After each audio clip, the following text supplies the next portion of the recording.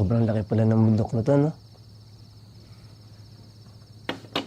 Alam mo ba minsan naiisip ko na sa sobrang laki ng bundok na 'to para tayong nakakulong sa isang malaking hawla. Minsan naman, malaking hawla ay itong pinakaligtas na lugar. Walang makakapasok na hindi mo gusto.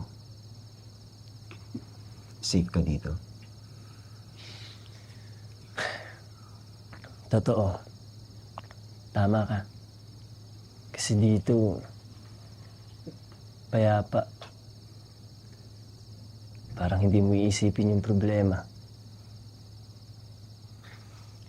Lalo na ngayon.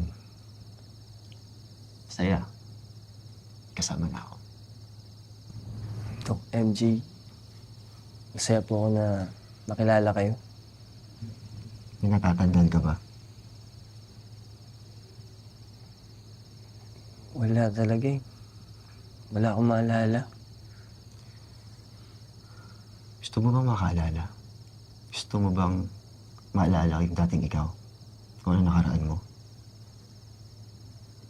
Siguro, wag na lang muna. Okay na ako kung ano yung meron ako ngayon.